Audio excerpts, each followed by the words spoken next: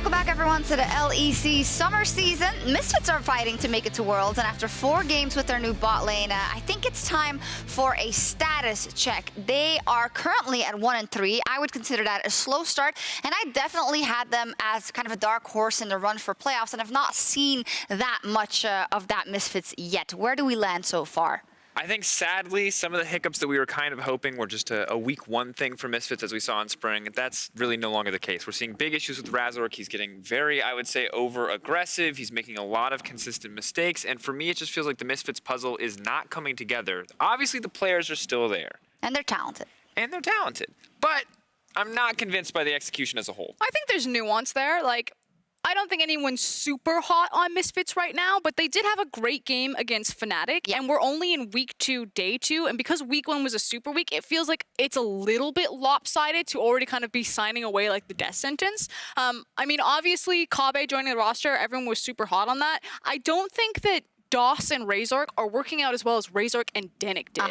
And that's the biggest difference for me, is that Dinnick and Razork just held hands and were like escorting themselves constantly into Febiven's lane. Now that Dinnick's not there, and this isn't just comparing DOS and Dinnick, this is just Dinnick with Razork versus DOS with Razork, you're losing that synergy, you're losing that impact. And that's, of course, they had a ton of history playing together, so you expect that synergy to come through. We talked to Andre a lot about this team and why they were successful in the first half of spring. It's like these guys came with pre-built synergy. It let them be one step ahead of the curve for so long. So maybe in the eyes of Misfits, they're like, all right, that capped out, we need to try something new. But for now, it's clear that it's a pretty big downgrade in terms of that pairing. Yeah, I mean, I remember that in spring we were talking not just for Misfits, but for a lot of the teams specifically about the jungle and the support synergy and how that was elevating many of these lineups. So, I mean, it's actually great that you bring it up because I hadn't considered it as such. It's not just in kind of the microcosm of the bot lane, but also the jungle support synergy. With that, you said Razork. Well, Razork did fantastically last split as our rookie. So how can he kind of evolve past that if he doesn't have that same synergy with the support now? I think they need to change up some of their philosophy and their strategy. Like, I don't mind Febiven kind of like throwing it on the table and picking things like the Akali into an Azir, but I'm just like, when your jungle is struggling like that, you can't just give away priority when Razork just kind of looks a little bit lost. I think you need to go back to basics, team up Febiven, start moving him around with Razork, and kind of clean up some of these macro decisions, because there is individual talent on this roster that I think is better than some of the other mid-tier teams' individual talent, but they're missing a lot of the macro experience that SK and Vitality are showing. And I think one of the big consistent issues that we see with Razork is that in a stalled out game state where Misfits are a composition where kind of from the outside perspective, it looks like they have to do something, Razork is gonna pull the trigger, and very often his team is not around. So I don't know why that's happening. I don't know if that's because he feels pressure as an individual to make that play, if someone is calling for a play at the wrong time,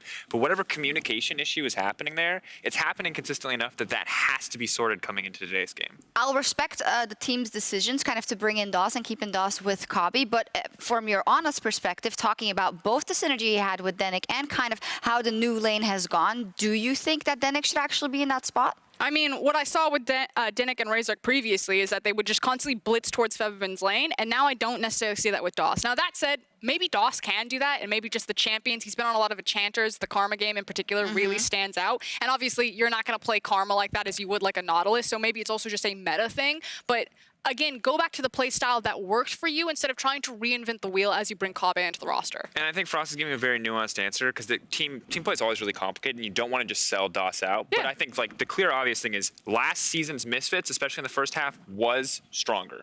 And that's how it looked. Now, can this Misfits be stronger? Yes. Is it as simple as swapping a player? I don't know if that's the right choice for the team. Final note on Misfits? I think you just actually run the same style that worked for you. Put DOS on something that roams and brings CC, blitz it towards the mid lane with Razork, who has a team-oriented ultimate, and then just try to snowball Febiven and treat Kobbe just like a better B-Void. Just be like, it doesn't have to be about the bot lane. You can just play for the team fights. Yeah, I'm just going to take this last minute to also touch on Schalke. They are now the last remaining team that doesn't have a win yet. 0-4, not looking good in the race for Worlds and for playoffs, and they've also brought in a new bot lane. So what's going to be kind of their task to beat Misfits? I think the big thing for me today is that when we look at Dreams, we've always praised Dreams for being an incredibly talented playmaker. And I think that that's the kind of the thing that I generally want to see from him as a bot laner here. I don't want to see Yuumi. I get that she's strong, but put him on something that can make plays, that can dictate the pace of the game, because that has what has looked so good for him. And you hope to see some of the same high moments that we saw from Inax and Dreams last season with Neon and Dreams today. Yeah, I actually think there could be a clear defining play style between Nukes and Dreams. Dreams being more of the engage style support, and Nukes being more of the Enchanter style support, empowering the ADC, playing out those team fights. So I would like to see Schalke continue to experiment in their playstyle as well as their 10-man roster. All right, let's see. These are two teams under a lot of pressure, but for one of them, this game could be the start of a comeback. Let's see who comes out on top. Thank you very much. Welcome to Quickshot Quickshot and Vedius. Yeah, bringing you Schalke 04 taking on Just Misfits. had to, didn't you? It's their name. It's their name. Why? What did you hear, Vedius? I have no idea what you're saying. Yeah, okay, fair enough. Well, yes, as Quickshot rightly said, Schalke versus Misfits is what we're going to be jumping into. Both have been struggling. Both have been disappointing. Yep. But I think that the reason why the disappointments, if you're just tuning in for the summer split and you don't know what happened in spring, Schalke looked very good towards the second half of the spring split, and everyone was like, wow, Lurox seems way more confident, Inax is really popping off. Maybe coming into this split, they'll look really great, but they seem to have still not figured out what selection of players gives them the best in order to succeed. And for Misfits, they upgraded their bot lane. Kobbe now came in over B-Boy. There was a lot of controversy around DOS over Denick, but I think people were willing to put some faith into Misfits and say, okay, let's see what you've got. But so far, this Misfits squad has not been delivering, especially with how explosive their spring split was earlier this year. And it's so strange because they almost beat Fnatic, and that was the thing that gave us so much hype right at the beginning, and then they get obliterated by Rogue. But look, let's see what happens today. At the end of the first week and first day from yesterday, both of these teams are just looking for some more consistently good performances, and that's what we want to see today. As you can see, Schalke 04 on your screen right now. Dylan Falco and Odoamne had a chance to chat to them, both of whom saying that their expectations in week one was higher than the performance they delivered. They were a little surprised. They caught off guard. Scrims and practice leading up to it gave them a little more hope than what they were able to deliver. And now they've got a chance to come up against Misfits, who are also finding themselves in a little bit of a difficult situation. Set, Kalista, Hecarim taken off the table early. Varus, as well as Syndra. The Hecarim is a surprise to me this early. Yeah, it must be something that they know from scrims. Maybe Hecarim is rising in priority. Maybe there's a champion that they want to play that they don't want to have to give Hecarim over to. Could just be that Dan and Solo Q, massive Hecarim player. There could be a number of reasons for it, but clearly the respect is coming out from Schalke. Things that are currently left open are Ezreal, Yuumi, Aphelios, Kalista's banned. Graves. Graves. Nobody cares about him anymore. There are a lot of Estes currently up and available. The question is, what will Schalke prioritize? I'm just going to take a stab and say Ezreal. I think that Neon is known for it. That was a guess, okay? I'm not taking any credit for that.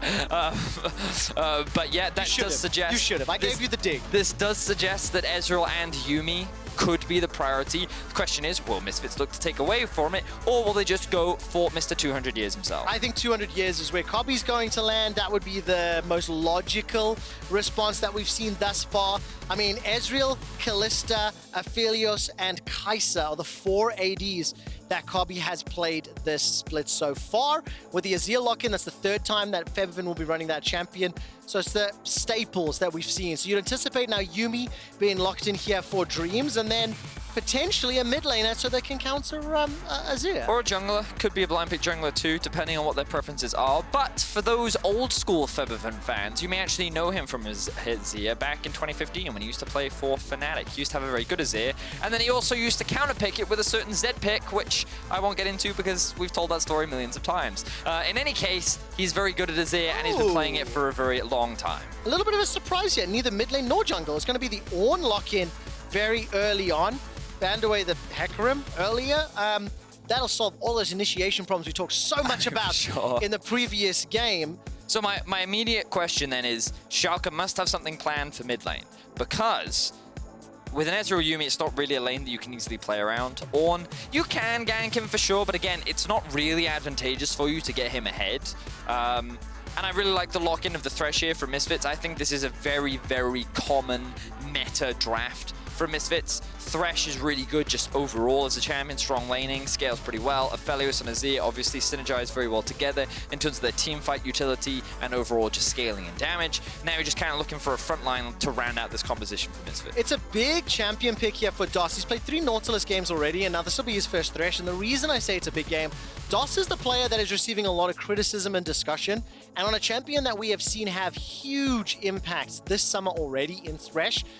There is a benchmark that is set amongst European supports of what you can and should be doing. So let's see whether or not DOS and Kobbe can live up to it today against Schalke. In terms of phase 2 bans, Corki has been removed, as well as now the Olaf. The Trundle is outside of the pool as well, so at least one of those options that Abbedagge could run has been taken off of the table. Zoe is still open and available, something that we have seen into the likes of Azir. Whether they want to run it or not, we'll find out. Yeah, there's a lot of options for both teams right now. I think Misfits should counterpick top lane right now, and then they should give Razork the counterpick in jungle. I think that would make the most sense to me. Force Schalke to blind pick the jungler. I'm really curious as to what Schalke is going to put in mid right now. Will they go for like a counter pick, or we see Abbedagge on something like an Echo, and then we hard commit through mid jungle, or like... Look, he hovered Akali earlier, and I know we don't talk about cards, but at least it indicates a train of thought. Right? I mean, I also like Akali into Azir in general. I think that the matchup can be very good, especially if you invest into it, and on 10-12, she did get a small buff. So Lee Sin, I think in the context of the fact that so many other junglers are banned, sure. I always prefer Jarvan, but I understand why you wouldn't want to pick Jarvan against an Ornn and an Ezreal and a Yuumi, so I can't really criticize him for that. I think his main game plan will be to play through bot. I think Thresh plus Lee Sin is generally a pretty good combo, so it's not the worst thing in the world. My question is, why did they have to pick it now? Why not save the counter pick for later? And counter pick the Ornn. Because now they've got Rek'Sai, who I think does very well into the Lee Sin, and if you ever get counter ganked, then it can be very difficult. So yeah, now the question is, what will they go in the mid lane? Echo, Echo, Echo, do it, do it, do it. That's going to be Rek'Sai locked in for Lurox. By the way, 5 games played. Now 5 different unique champions from Lurox in the jungle. Oh, that's going to be the very first Viktor of the Summer Split being played by Abbedagge. He played that in spring twice. He went 1 win, 1 loss. And we've only seen it 8 times this year. This will be the 9th. Tanky top lane. You said you wanted front line.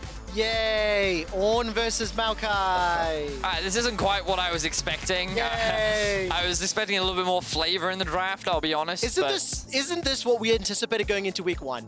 Yes. Scaling bots, you know, tanks up top. But we've seen so much crazy stuff in Europe. Yes, and from Dan specifically, I'm like, you know, maybe he goes for like a Camille or something. Like, not that Camille will make a lot of sense here, but I guess in the context of the comp, when you're running Aphelios and you're running Azir, you just want a front line. Yes. So it makes sense. I get it. It's all fine.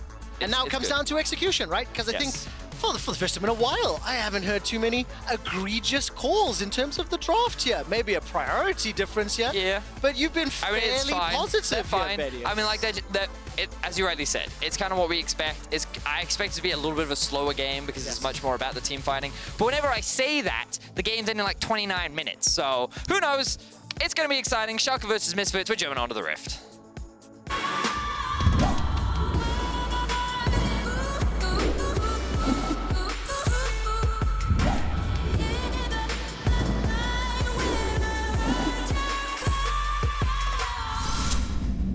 And welcome to Summer's Rift. Just before any shenanigans happen, I haven't had the opportunity to cast with Vedius in a little while, and I love forcing him into a corner with some of my statements. I can see the panic sometimes. I love having a little bit of fun, as you do when you get to cast with different individuals. Dan, the man, maybe dead. Exhausted, knocked up. Can you hear the sigh? I'm gonna do it again.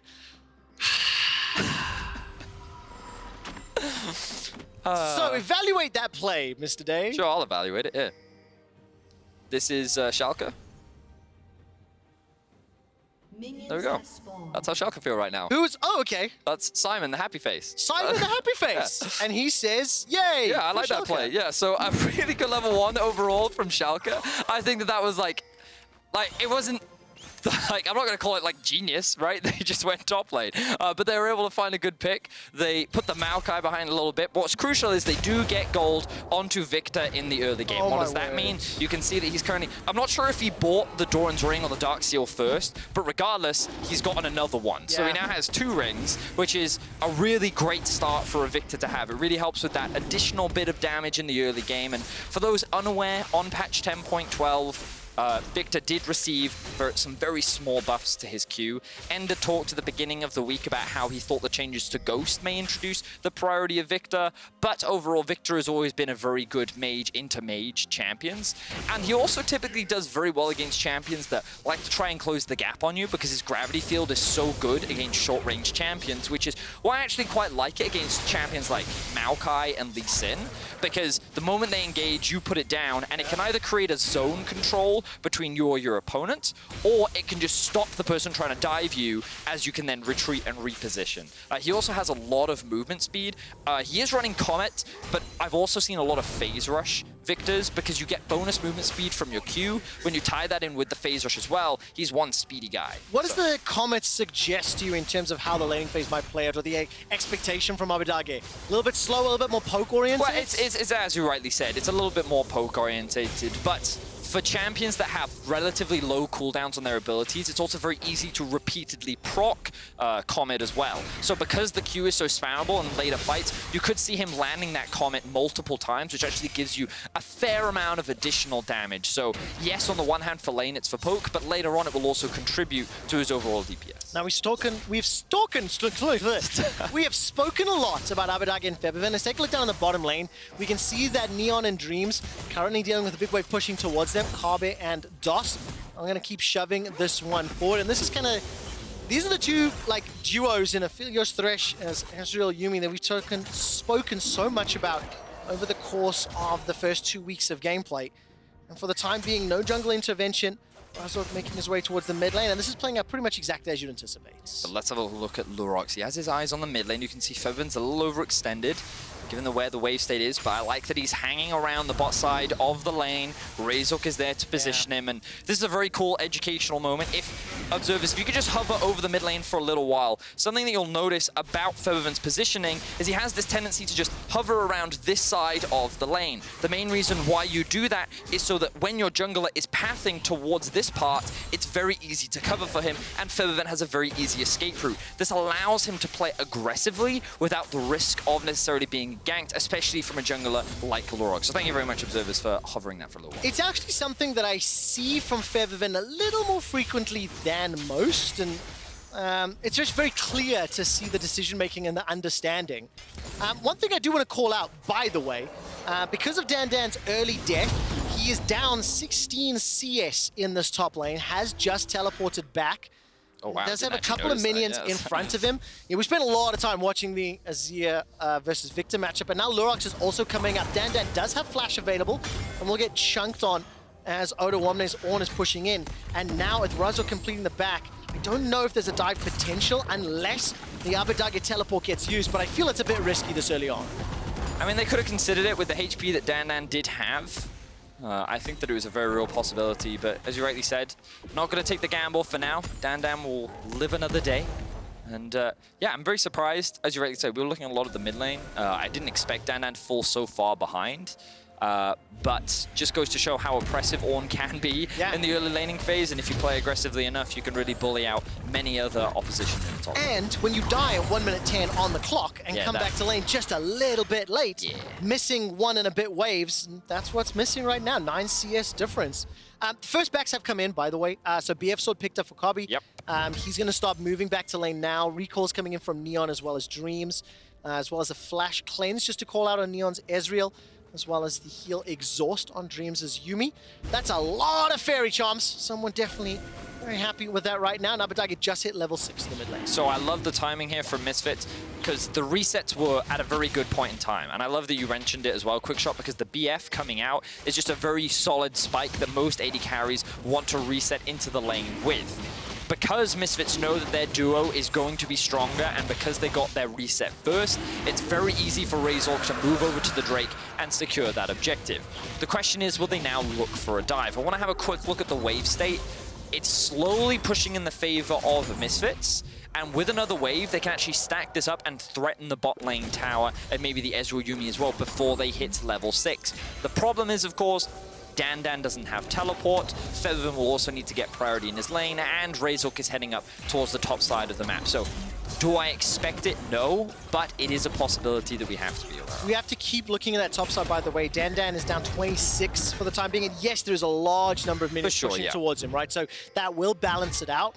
But now imagine that tower dive we spoke about 3, 4, 5 minutes ago. Imagine there's a scenario in which something does play out. Dan is definitely somebody that is playing on a knife's edge, so to speak. Razork is going to be nearby, as we can see Odoamne pushing into the top quadrant. He's setting up a roam. Call of the Forge Guard could be targeted onto Febiven. Lurox waiting in the wings. He's level 6. There's going to be a Conquering Shifting Sands, and Febiven escapes just in time. The Conquering Shifting Sands? Yeah, Conquering Sands and Shifting Sands. Both of them together. Oh, see? I just call that the glide. I know, but I say sliding glide so often. That's fair. No, I respect that. I'm like, that. I actually have to use the spell name from time to time. Yeah. And then you can't that's say... the funny thing. I was caught off guard because I'm so used to I just assume that's the name of its abilities. Because it's one of those things, I was like, you know what? I've seen so much Azir. I've casted so many Azir games. I'm like, Trevor, find different words. You could call it like the Sand Surf. That's I'm on board. Right, next time. That's pretty good. I'll go for the Sand Surf into Tidal Wave. That's what we'll call Conquering Shifting Also, Sands. if anyone has any other cool names, be sure to tweet at Quickshot, because he's getting on a bit. He's not as creative as he used to be. It is the truth. It is the truth. I forget to put clothes on in content pieces sometimes. Let's see what happens as Lurox now has the help of Dreams. And by the way, after this next back from Neon, it feels like the 8-minute Rift Herald play seems to be on the cards. Can I give you an interesting fact here, Vedius? Might not have time. We won't indeed, as Razork will get jumped on, takes a little chunk of damage. Quick stat moment. Yeah, hit me. How many dragons have Misfits secured in their 4 games played? Ooh, I'm going to say 3. Incorrect. 4 is the correct answer. They have conceded 15 dragons. Out of the 4 dragons picked up, do you know how many Cloud Dragons Misfits have picked up? I don't know. 0 is the answer. There's a Cloud Drake on the cards. They could pick up their first of the Summer Split. We'll track it. Now, here we go. Lurox setting up with his team. Schalke, they want to try and fight this, but I feel Misfits is in the better position right now. 5v5. It is indeed. Rift Herald's going low. Call the Forge Guard comes out. Death Sentence lands onto the Rift Herald. That's a fantastic play onto Lurox. He's taken out. Now Febiven manages to buy enough time, zoning Schalke out, and he dashes away to safety. Okay, I was a little stressed out when I saw Razork kick the Ornn into melee range of Febiven, and I was like, there's a Yuumi on top of that Ornn, but Razork clearly had his priorities. He wanted to secure that Rift Herald, and Misfits will pick up that objective along with securing another kill. So let's have a look back at how this play all came to be. Schalke, they wanted to try and force this, but they didn't have mid priority, which is the reason why Febiven and Razork can so calmly and coolly walk up. Just watch this play from Razork here. He kicks him in, and Febiven's like, wait a minute. But of course, it also leaves Lurox isolated, allowing Misfits to secure that kill and secure the objective. Neon turned towards Febiven. Abbedagge turned towards the fight. They weren't able to find themselves a kill, and Misfits' first kill of the game. They balance out that gold. We're 10 minutes in, and we do have the lane swap underway. Neon and Dreams are up now on the top lane, but they do not pick up the Rift Herald. Misfits getting there just a little bit earlier, and now all of a sudden Dan's going to be under pressure. By the way, that big CS difference is starting to hurt a little. Fortunately, on a champion like Maokai, when you throw down that Nature's Grasp ultimate, it doesn't really matter. It doesn't hurt as much, is what I was saying. I've called it the Malphite philosophy, which is that as long as you have the functioning R key, I don't care how little gold you have, you'll always be useful to me. Yeah. And so that's kind of how I look at Maokai. As long as he's got his R key, he's all good. And obviously he wants to be tankier because a tank isn't that valuable if they just get melted at the start of a fight. But he's always going to contribute into these later fights, especially as Febiven and Kobbe are still very strong. And also when you consider the amount of magic damage that is coming out of the Schalke squad, Maokai is going to be pretty happy about that. Somebody who does naturally itemize that direction. Razork will be using the Rift Herald in the bottom lane with the help of Kobbe and DOS. That gets a very big chunk, 2 or 3 plates down already. The tower is at risk of falling as Kobbe and DOS back away. Look at the river as Febiven has made his way down, of course, as Abbedagge moved as well. So for the time being, Misfits, they do not yet secure the tower, but they are set up, and it looks like Razork is putting the moves in place for the first Summer Split Cloud Drake for the Misfits gaming squads. Oh, here we go.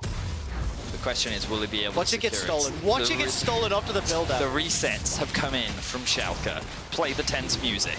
Will Misfits break their record into Summer Split? Oh, they get it! I think this deserves another response from Simon. What does Simon, the smiley face, say? Simon loves it. Simon's happy to see another Cloud Drake go in favor of Misfits. Okay, that I really like. I think we might play with Simon, the smiley face. You called a slower game. Vedius, you anticipated this from the draft, and we are getting it, not without action. Don't misinterpret. But 1 kill apiece, the first tower falls, and Misfits with a pretty healthy 2,000 and a bit gold lead right now. Yeah, and I think that about that play that we just saw, some of my questions are very much about what was the lane priority situation here for Schalke, because the expectations should have been that Misfits are going for that bot lane play. They know they have the Herald, and they could have either looked to use it mid, or they could have used it bot. The reason why they use it bot is to get more gold into Kobbe's back pocket, which means that Schalke's focus should actually be on towards the top side of the map, so that they can trade plates and maybe even a tower. But they weren't able to do that. Only now is Odoamne actually hitting onto this top tower, which is what's creating this massive gold discrepancy. And if we could swap over to the gold very quickly, we can see the difference between the two AD carries. Quickshot, 5.1k for Kobbe, 3.9 or just about 4k for Neon. The gold distribution is just not there right now for Schalke, and that means that Kobbe, 12 and a half minutes into the game, already has his Infinity Edge complete. That is absolutely terrifying. Absolutely terrifying, and it's just one of the big pressure points that you can play around. As long as Misfits are able to get themselves in a position where he can put the DPS down. And for the time being, they have swapped him up top. Less than a minute on those turret plates left. Important to note, Neon and Dreams, once again, they've sort of left that top lane. Man Immune picked up and now making their way towards the mid lane.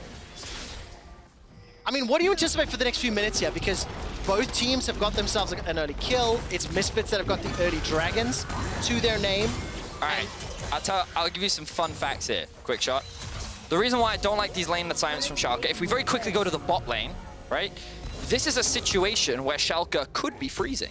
They could actually set up the waves because there's no really any other objectives on the map for them to take. Schalke could have been in a state where they could have held that wave there, and they could have just been getting more gold into Odoamne's back pocket while also denying Dandan. But because Norm was here, Dandan gets to freely push this wave all the way underneath the tower. He's taken half the tower's HP, and now this fourth wave is forced to bounce back. Meanwhile, more plates are just going into the back pocket of Kobbe and DOS. So it feels like that Schalke are just struggling to know what to do on the map right now, because it feels like that everything that Misfits is doing is cut and dry, very classic League of Legends, like very textbook, and Schalke's just, they're not responding in the appropriate textbook manner. And not too surprising for a team that is 0-4, the team that has also just, substituted out 2 of their players. It's a brand new duo lane from what played last week. We know that they've been practicing behind the scenes with the URL squad as well as the LEC squad. But for Neon and Dreams, this is a very important game. Kobbe, by the way, Infinity Edge picked up, might be able to put some damage down and held onto the trigger. There was no support from anyone else. And even though Dandan had the teleport, he was standing right in front of Odoamne. I wondered if he could have blown up Dreams quickly enough, but not with the heal, not with the exhaust. Yeah, also, Yuumi just gets a shield when she auto-attacks you, which is, like, really annoying.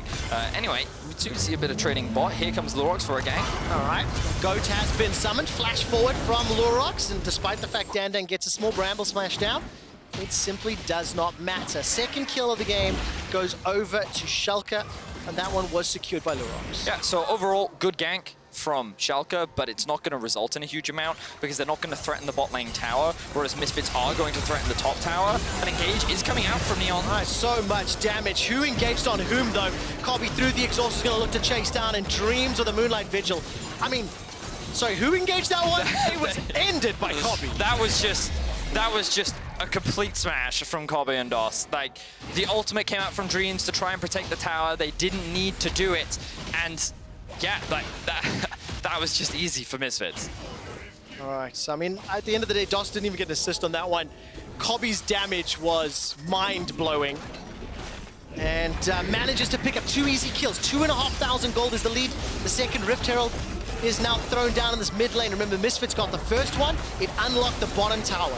They picked up the second, and despite the damage coming out from that Chaos Storm, the Rift Herald does get a full charge onto the mid inner turret and drops it very, very low. I want to take a look here just how quickly he melted. So let's have a look from DOS. As you can see, Neon and Dreams are trying to defend the tower. They lock him up, the hook doesn't land, and then all the damage actually just comes up from Kobbe. Kobbe 1v2s them.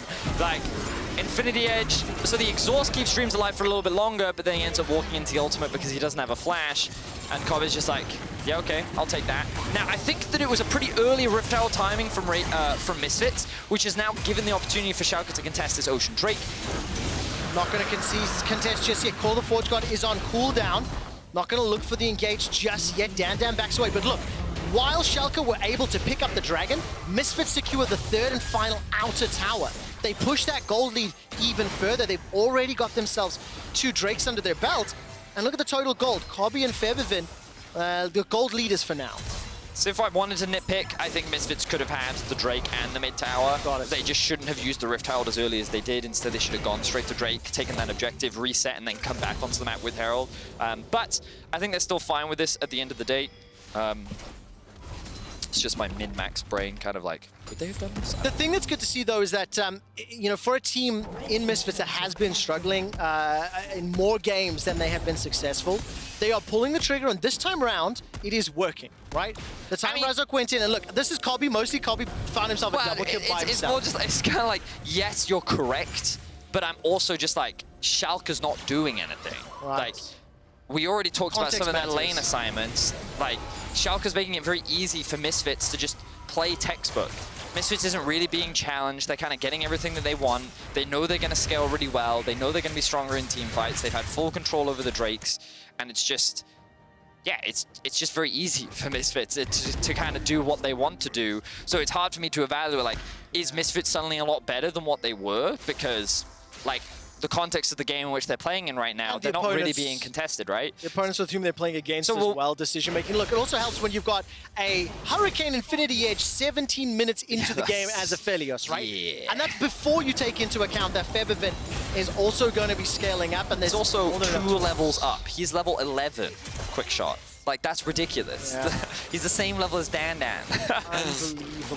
And I think that, ooh, hang on, we do see DOS taking a bit of damage here. DOS might just get taken out, forced to flash defensively. Lurox holds on to any sort of engage, doesn't want to push into the darkness that Misfits controlled. DOS escapes with his life for now, but it does lose the flash. So now you can see Misfits with a 4K gold advantage. Misfits right now have a lot of, well, they can kind of buy their time. They don't have to rush anything. And that was the thing I was going to say.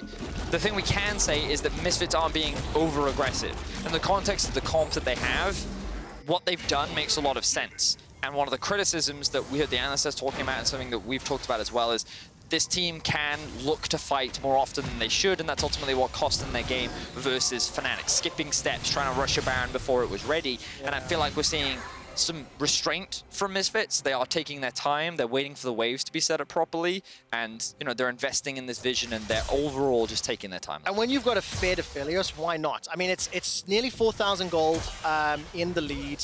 You've got a 30-40 CS advantage for Kobbe. Despite the deficit in the top lane, there's an advantage for Febiven in the mid lane as well. Play the waves. They've already got 3 towers to 0. 2 dragons, like, in any conceivable metric. Misfits are in the advantage right now. Sure. I do want to see how they play around Baron. One of the things that I've kind of been looking at is, I think Misfits pull the trigger on Barons very quickly this split. Yes. And I want to see if that continues. We've seen some patience, some control. You just explained it.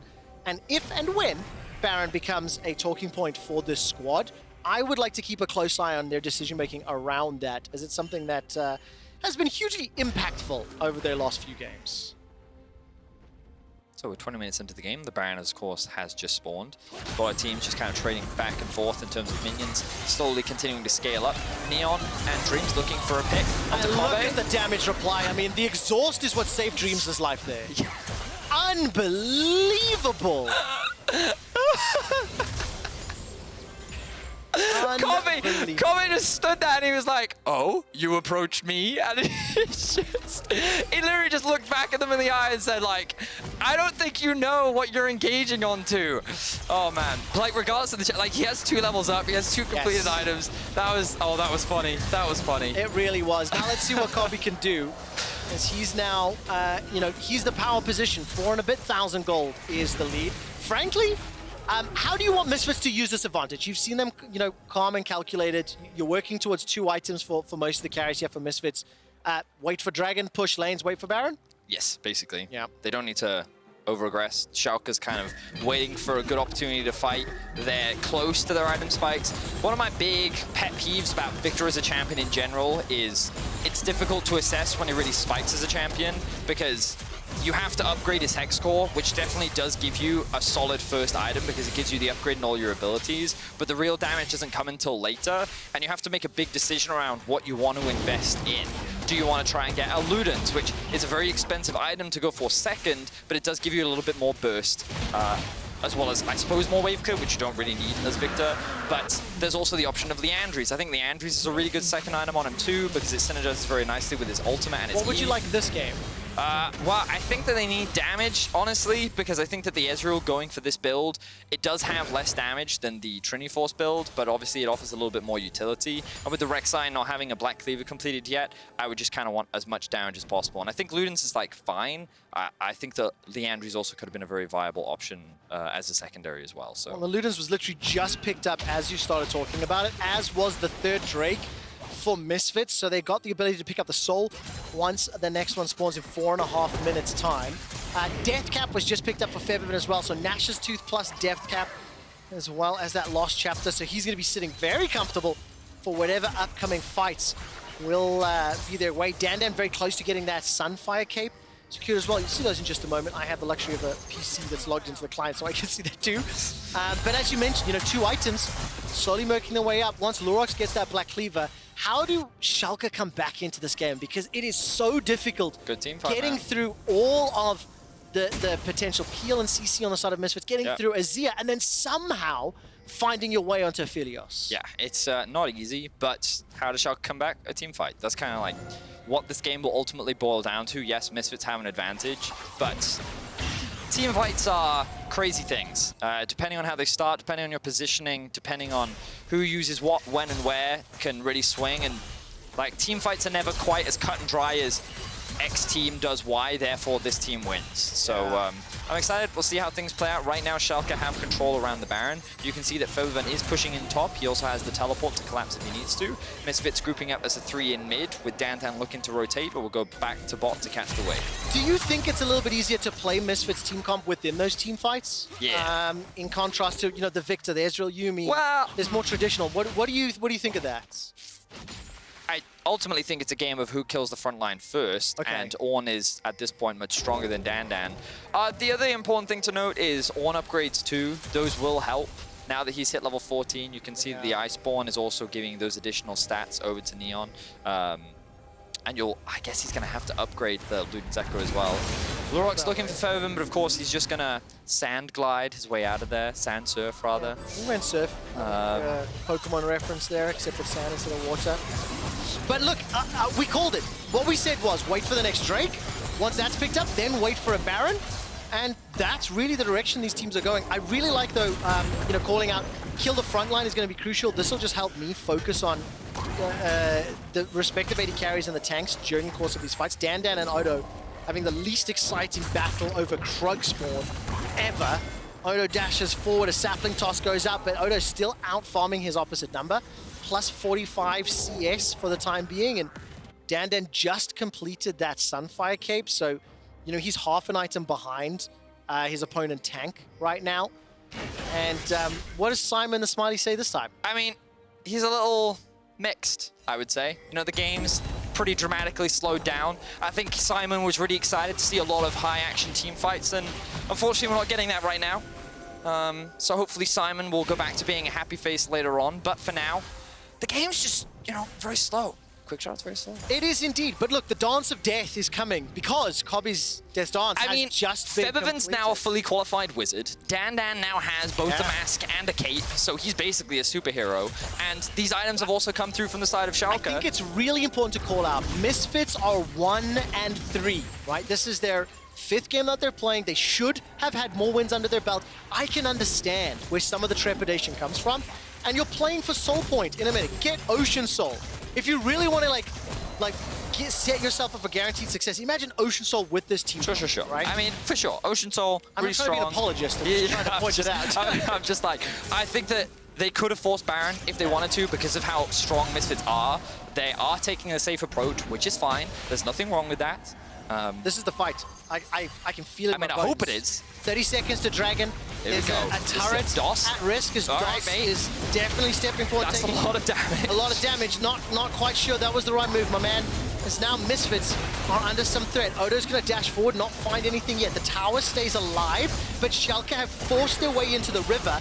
Razork is now running for his life as the Scuttle Crab does get secured, and look at that. Lurox goes over the wall. Dragon's Rage puts him back in the river, and the fact that Razork was able to secure the Scuttle Crab gives him some information. Now Razork running for his life. The Chaos Storm is chasing. Is going to run forward. Febiven throws a Sand Soldier out. Now Kobbe's looking for a fight. He's not going to get exhaust just yet. The Moonlight Vigil is available, and Dan goes all the way forward to the Twisted Advance. The Lantern pulls him backward. We're getting the fight, but just not the one we were hoping for, Vedius. There's a lot of back and forth, a lot of dancing right now, but Schalke will secure themselves the Drake, given they just forced Razork back. Now Misfits are making their way towards the Baron. They're gonna force it now? They are indeed. Nature's Grasp is available for Dan. He's gonna need to use that to buy some time. Baron is melted to below half, and DOS throws down the box. There goes the Maokai ultimate. Odoamne flashes away to safety. Call of the Forge God comes down and knocks Febiven up in the air. Moonlight Vigil catches no one, and ladies and gentlemen, Schalke and Misfits, there is a few minutes of review time scheduled following this game. Schalke get the second Ocean. Schalke will likely get the mid-outer turret, and they have been able to regain some form of control here. I'm not really sure what made Misfits so afraid to engage there. You know, when we get the replay up, we can have a look if there was something that really stopped them. But it felt to me like Misfits were trying to protect everything. They wanted to make sure they kept their mid-tower while also trying to get the Drake, when I think they could have just made a play for the Drake. You know, like, sack your mid-tier 1. Yeah. Forget about it. Who cares? Just trade that for an Ocean Soul. Exactly. And it felt like that they were in the river, and then they lost mid-prio, so they were like, we want to come back, we want to hold this. And then DOS loses half his HP, and then Razork is like, oh wait, they might start to try Drake, so I'll go hold this. Meanwhile, Febiven's in mid lane, and they just kind of seem a little disjointed. And then while Schalke's doing the Drake, okay, so, this is the end towards the fight. So at this point, you'll notice that Razork has already been chunked out. And this is where we see Misfits attempted an engage, because it's just Neon and Dream sitting in the mid lane. So Misfits try to punish that, but they can't lock down this duo because the cleanse is available along with the escape tools. And then Misfits, after Razork's gotten chunked out, he hasn't reset yet, then decides to force the Baron, which... Okay, now they're actually going to start the Baron off. Let's go back to live and let's have a look at what... This is what I wanted them to do earlier, but I think it should pay off now. All right, let's find out. Level 16 just dinged there for Odoamne. Baron has already been secured. Lurox is dead. Well, just like that, in the blink of an eye, Schalke arrived late to the party. The door gets slammed shut in their face. But, can Neon turn this around? Kobbe forced a flash and heal to safety. DOS will get taken down by 4 members of Schalke. It's a 1-for-1 trade, but Misfits get the Baron.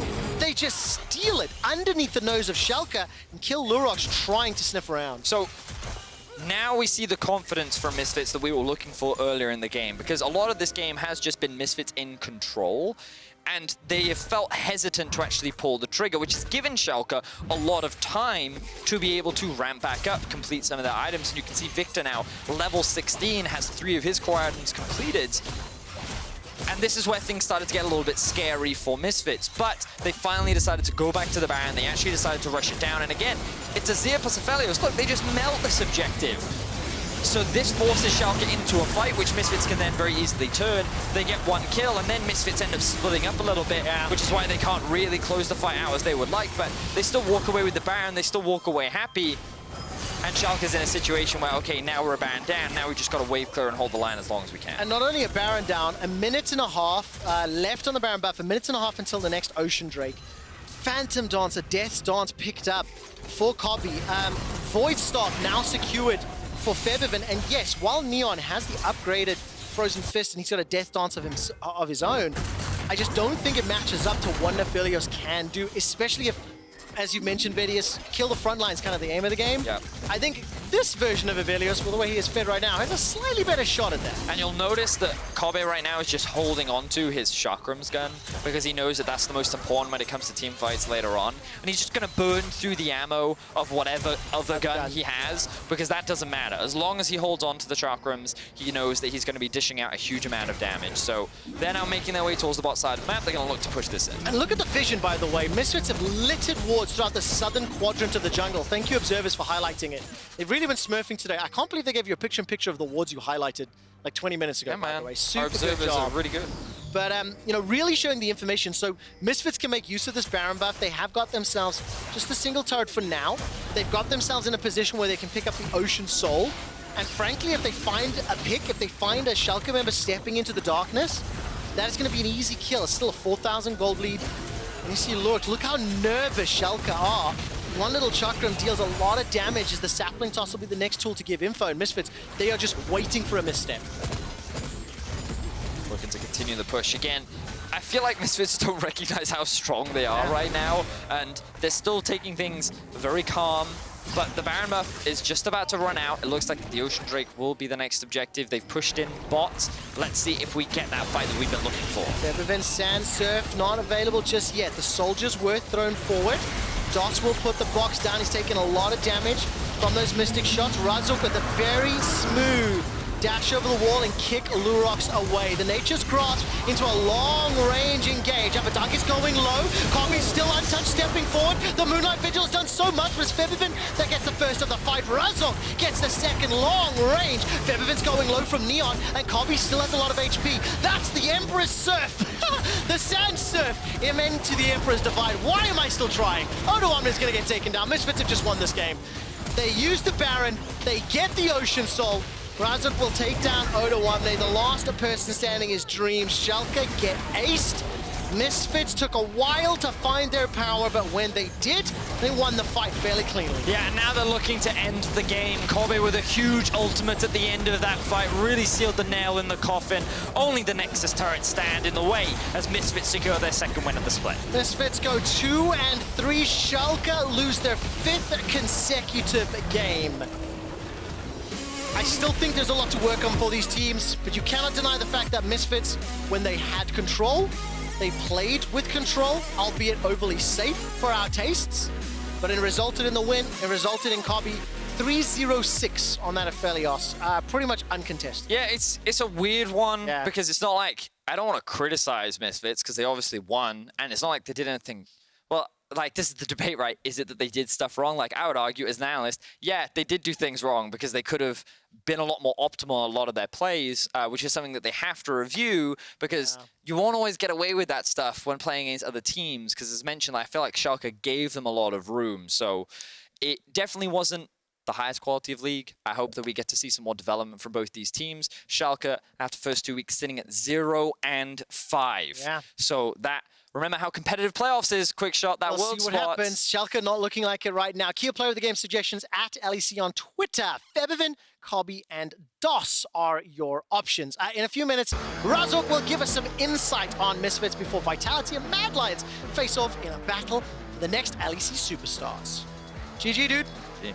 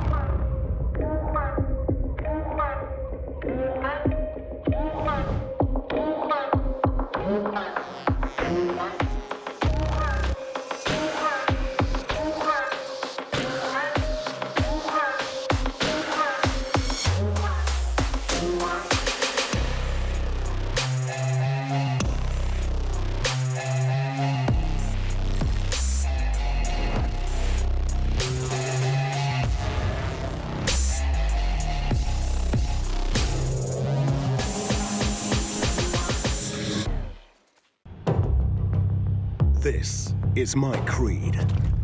The The boots that make me faster. The items that make me stronger.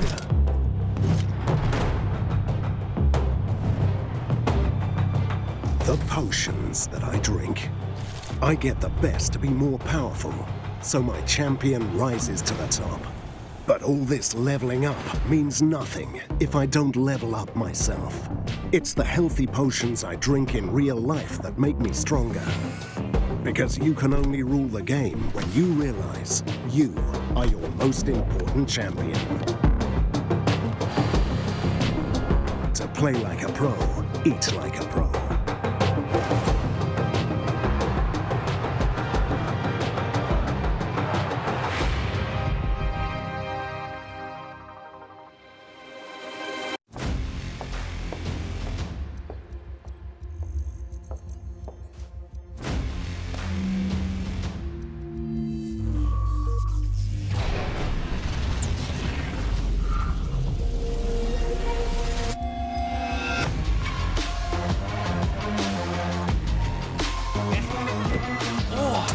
Charged up. Hello, everybody. Let the game begin.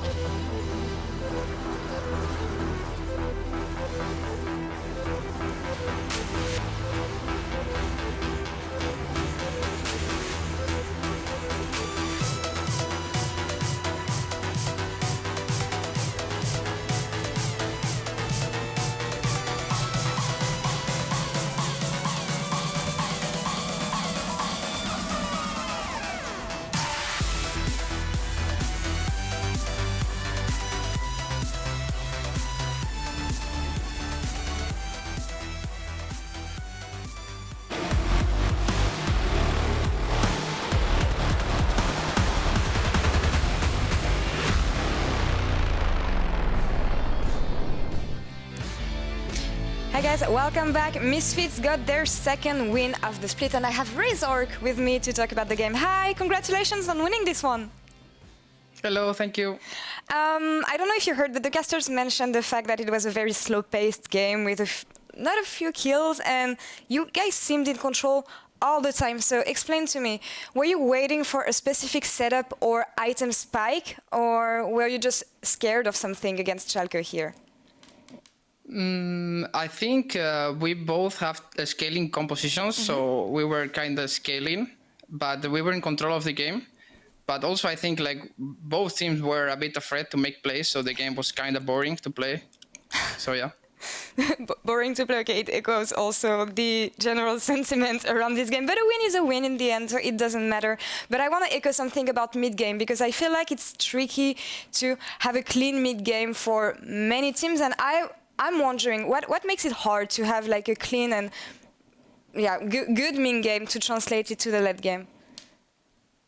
I think you have to be on the same page in terms of if you want to play good macro game, you have to actually play properly through sides, and they have a composition in which they have Ezreal and Viktor, so it's really hard for us to contest mid. So I think we didn't transition properly the side into mid, so I think that was our own mistake, and I think why people are not playing properly in terms of mid game to late game is because right now actually the game is like kind of slow, and I personally don't like it. But yeah, it's more about how many drakes you have, and also the soul drake is really important. So yeah. Well, you're mentioning drakes and soul drakes, and we saw that the new patch brought a few changes to that, especially in the jungle. So can you feel it as a jungler? Does it change anything to you, these different buffs?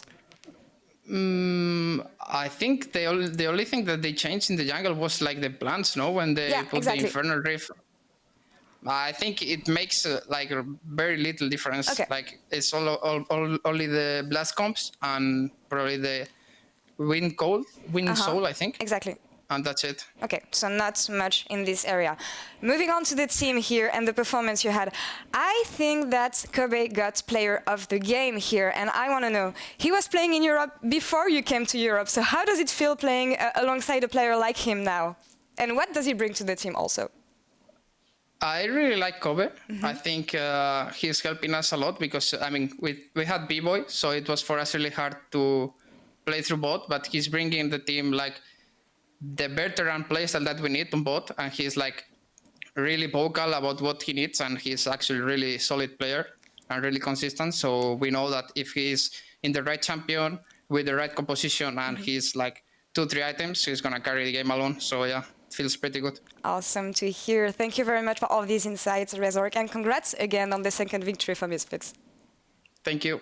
And we are going to take a short break, and coming back, we'll have Mad Lions facing off against Vitality. Stay tuned, guys.